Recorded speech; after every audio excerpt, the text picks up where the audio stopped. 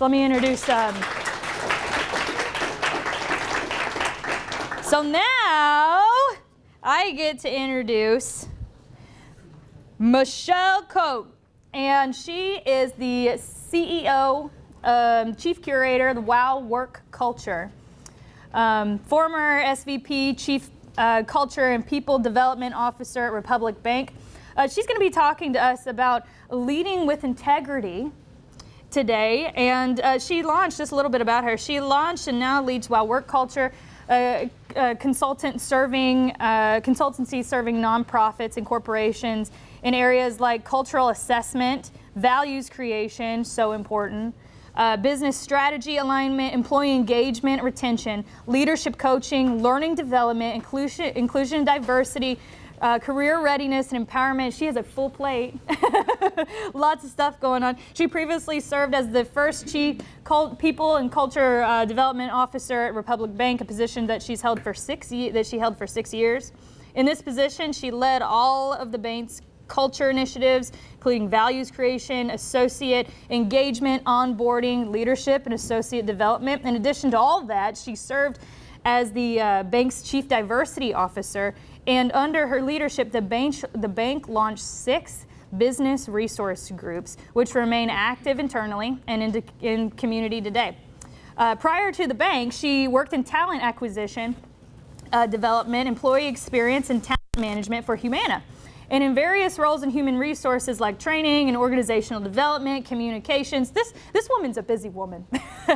She holds a BA, BFA, and MBA from Cornell, and holds senior professional and human resource and SHRM certifications. And she serves on multiple boards, including the advisory board of the Center for Positive Leadership, where you are today. She is a regular contributor on talent topics with Inc. Media and has been a guest on talent and culture podcasts, webinars, as well as a public speaker on numerous HR, culture, talent, diversity topics at workshops and events. So lots going on here. One fun fact about Michele is that I didn't believe her when she told me this, she shared an ice cream with Tom Hanks. Would you believe it? Welcome, Michele. Oh, yeah. All right, welcome everybody here. I'm glad to see so many faces, many familiar faces, and that's really exciting for me. So I want to ask a question. What if I shared a tool with you to work with remote teams to make them higher performing and have higher morale if you lead with integrity? And people wonder, what does integrity have to do with remote teams, right? Shouldn't we be leading with integrity all the time anyway? We should be. But what's interesting is in the remote environment, new challenges come to play that impact our integrity. And similar to what Olivia was sharing around authenticity, we end up finding ourselves kind of at odds with what we truly believe and how we want to act. So today I'm going to share a story with you from my personal experience. It was not in a remote environment, but we're going to talk about what would have happened had it been in a remote environment. But I want to start off by sharing a little bit about myself and some values that matter a lot to me. There is a tool on the site that Ryan shared with you that Vivian Blade out here on exploring your values, which I really encourage everyone to go into. When I've done exercises like that before, some values stand out to me as being really important. One is transparent communication. I don't like people being surprised. I want to make sure that people stay in the loop on things. Recognition is really important to me. I want to make sure that everyone has their voice heard, that they feel seen, all of that. I'm happy to step back behind the scenes in order to lift other people up. That's important to me.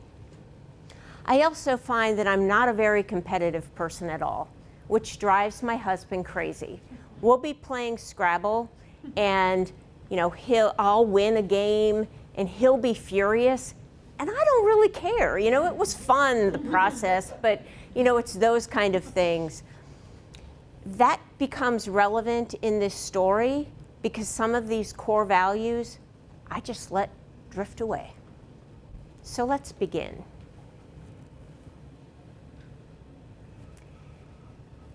I was asked to be a co-leader on an HR integration effort with a company where I was leading the HR integration from my side, and this individual was leading integration from his side. So we were counterparts.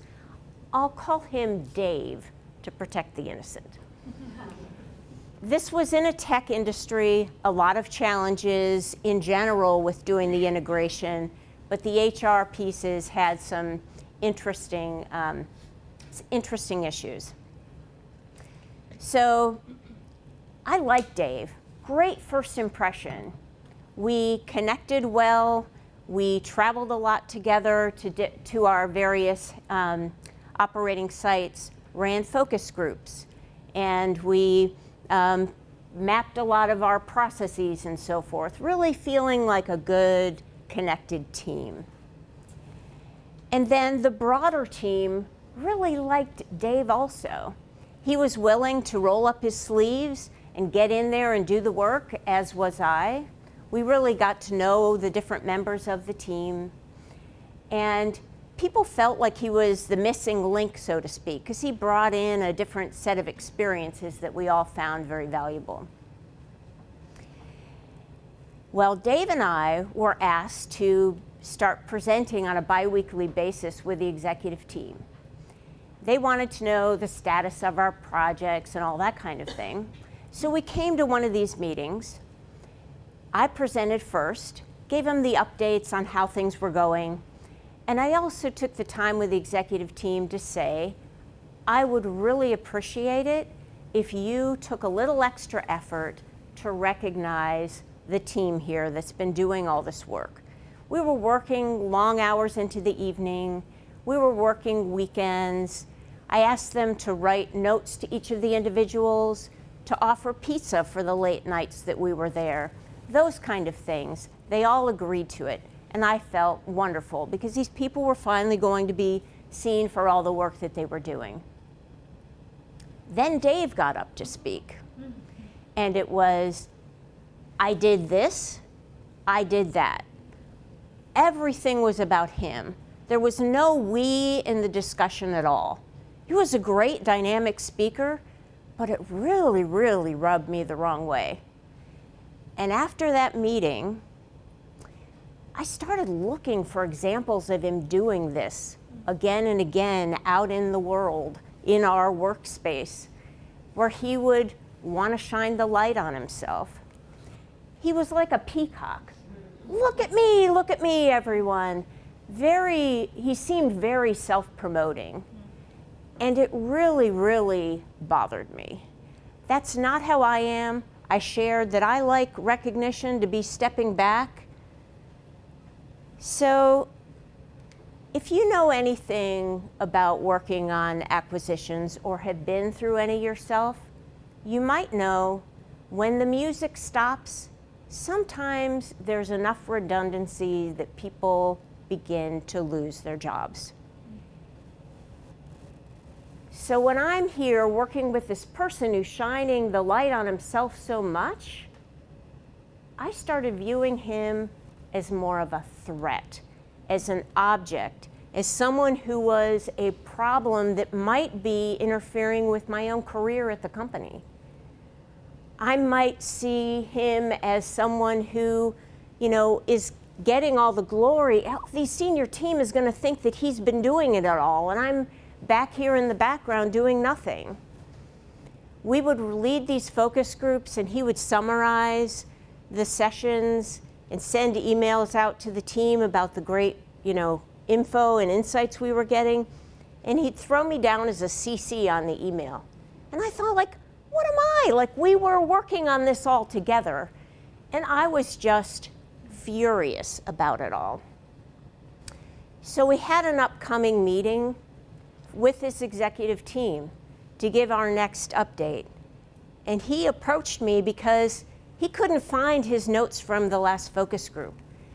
And he needed some information on turnover data that he was asked to present on, and I had it. Did I give him what he wanted? Oh no. I kept it to myself, I ignored it. We went into this meeting. I hadn't given him anything. So we're in this meeting, I get up to present. I even said, Dave, do you have anything else to add after I went through all the information that would have ordinarily been presented by him? You know, honestly, I was overwhelmed by the responsibility. Could I have benefited from having him bring his great presentation skills to the table and his insights and so forth? Sure I could, but I was stubborn because I felt like I did not want him outshining me anymore. Not gonna happen. Well, after the meeting, he came up to me and said he wanted to talk. And I thought, oh, gosh, this is where it's gonna happen. He's gonna lay into me. He sees right through me. He came into the room and he started apologizing profusely to me. I thought, like, what is going on, right?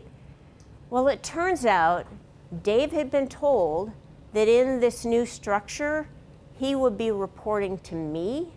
So he had to do whatever he could to look good in my eyes. And so all this bragging around me was him trying to save his job. And I had no idea. And here I was misinterpreting things, making him feel worse just because I was not living with integrity in an alignment with my own values. So integrity, it comes from the word integratis, I believe, which means togetherness, or totality, I'm sorry, and the word integer, which means whole. So you think about numbers and integer. And people use the term integrity to maybe talk about an airplane that helps you safely travel through your to your destination. Or maybe integrity is like the integrity of a wilderness environment that hasn't been overly developed. Or maybe integrity of a database that doesn't have any errors. And when we think of the word integrity, and I were to ask many of you to define it, you might come up with slightly different meanings of the word when it comes to people. But often the term integrity gets interchanged with the word honesty. And people living with integrity, they don't lie, they don't steal, right? That's what we think about. Well, in my scenario, I wasn't lying, I wasn't stealing anything, but I was not living in alignment with my values. So I was not living in wholeness, which is what integrity is about as well. And what I want to do now is say that while I learned how important it is to really know your own values and live through your own values, I also want you to have an opportunity through some scenarios in a tool you have here,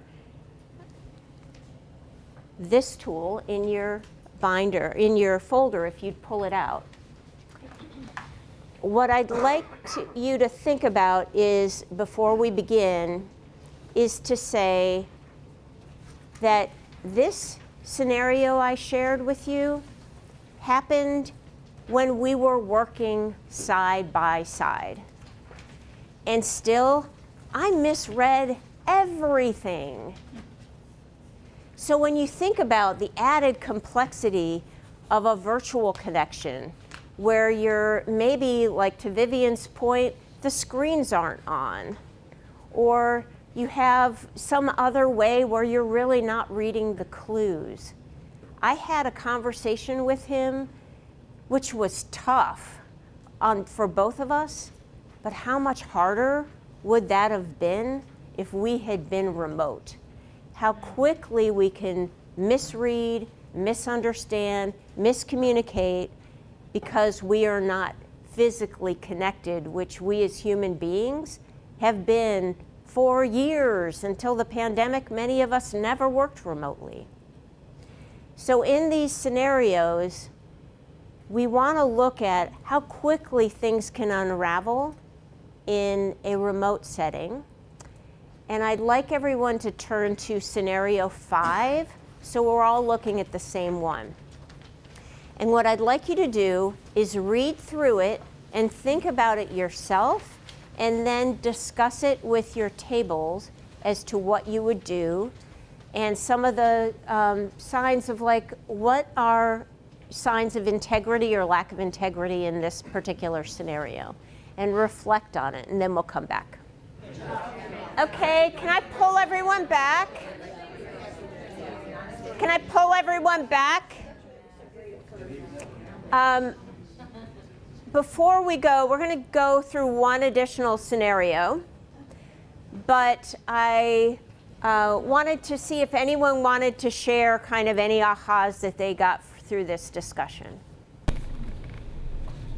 Patty? It's important to have a dialogue between a leader and an employee, both with what the employee might need as a part of meetings, like having people check that the people online can engage and sounds good and things like that, but also for the manager to have discussions about boundaries and what's appropriate, like being on camera or not, or what, whatever the expectation is on both sides, that is it working, is it being met, and having those discussions. That's really good. Yep. Anybody else want to add? Yes. I would just add that I think it's also important for the coworkers to know that about their fellow colleagues, so that it's not only coming from the manager or supervisor. Yeah. And what other people need, so that they can make sure that they're doing their part to meet those needs too. Okay. Yeah, I appreciate that. Did someone else have? Oh, Ryan. We had a great suggestion at our table of, what if you divvied up portions of the meeting and assigned them to be led by people who are remote? Ooh, love that. Very good. Very good. Yeah. I was sharing at my table pre-Teams and WebEx and all that kind of thing, where we could see each other on computer. We used to have a big Polycom telephone in the middle of a conference room, and we would have people from other locations who would be joining remotely. I worked for a global company. We had people in all different states and other countries and so forth. And the people, every once in a while, after meeting was underway, we'd hear this voice from beyond saying something like, "One conversation at a time, please," because they couldn't hear what was going on. Or we would just kind of completely forget about them. And, not trying to be mean, but that was the case. And some of the times I did that with my own team. And so one of them came into the office once, and there were people that were always remote to the headquarters. And they created little mini statues of those workers to sit by the Polycom, so we could go, "Hey, Todd, what do you think?" That kind of thing. And it actually really helped. One thing that frosts me, though, in a hybrid space is when I feel like I need to come into the office today, and so I can see everyone, and I get there, and then I have to spend all day sitting on Teams calls. The worst. Okay. All right, I'm going to just grab, anybody have a favorite number other than 5 they want to go from 1 through 6? 6. Okay, 6. Let's all look at scenario 6. All right, everyone. Any thoughts on this scenario? Any insights or ahas that you had?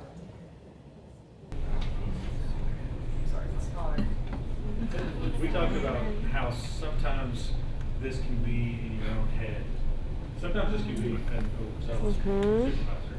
And sometimes individuals, based on your own style or lack of experience, you start to think, I need to make sure that I'm communicating or that I'm not taking advantage of being at home. and like just the opportunity to have some open dialogue on what's expected and what's not could alleviate a lot of tension. Yeah, I love that. Yeah. And I'll say, so these scenarios are based on either my work experience or when I've done some coaching with clients. In this particular scenario, the employee is often too afraid to speak up about how they're feeling about things or even ask for a structure. So the leader needs to take the lead and set some of that for clarity with the employee, or to Brian's point, you can get really in your head and stress out about this unduly and then jump to number 3 and look for another job. We had 2 people at my table that were looking for another job, just so you know. So, other thoughts? I think it aligns. If it were me in that position, I would over communicate. Like if I had a supervisor who was not providing that structure and I felt that way, I would start to over communicate. Like, I'm gonna go to the bathroom. Exactly. I'm gonna go to lunch. Yeah. I need, and until they tell me, like, I don't need that much information. Yeah. That Let me is show you true. what I do need. Yeah, that is true though, that some people feel that need because they're wanting to fill that void and feel like there's distrust in the air, for sure. Yeah, I appreciate that. Yeah. We had a very similar thought of just the fact that communication is viewed completely different when you're working virtually than at home, because your anxious mindset goes like, oh, the communication is, what are you doing? How are you doing? Like, what are you working on? Whereas if that's in person, it's, how are you doing? Like, what are you working on?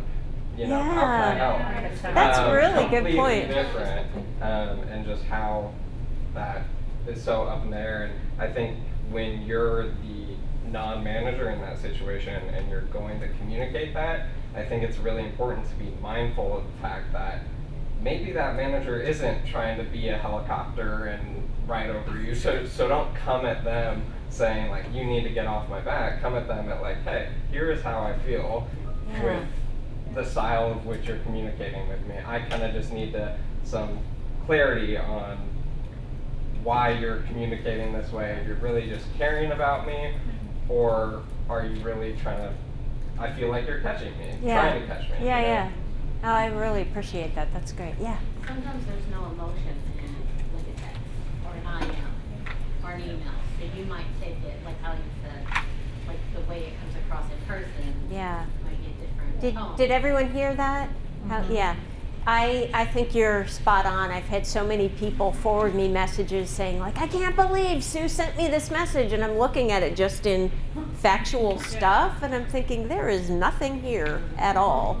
Like we start telling ourselves story, and in writing that can happen really well because you've probably seen some of those studies that say kind of the tone and all that kind of thing are really what people listen to in communicating a message. So that all goes away in written language. Yeah. I would add to that. I see that a lot. It's so funny when someone says, you know, I got this email and I'll say, what did it say? And then they'll read it like with some sort of inflection. Yeah. And it's like, hold on a minute. And just considering the idea of shifting over to, can we jump on the phone for 2 minutes? Yeah. Like, and just stopping with this. Yeah, you know, back and forth. Yeah, yeah. It could be construed. It's just Yeah. amazing how powerful. Jumping on the phone. Very smart.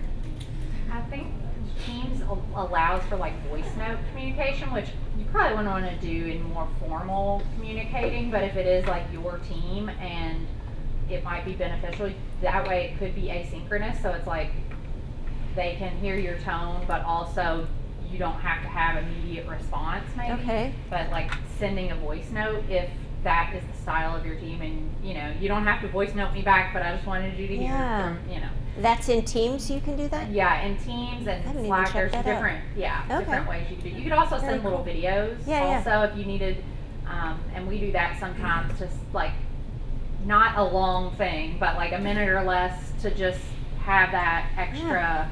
Yeah, You face. know. That's great. I love that. Thank you. All right, so we're wrapping up this section, But if you liked this kind of thing, just to get you thinking more, there are some additional scenarios in the packet. But what I really want us to do coming out of this session is to think about building this muscle through practice of not, reading in to situations, to really understand your core values and try to lead with them, lead in a whole way. Because even when I was telling you my story before, I didn't feel great when I was doing those things, even though I felt like I needed to for some reason. But if we can really hone in on our values and lead that way, we will get much better engagement and performance in the teams that we lead.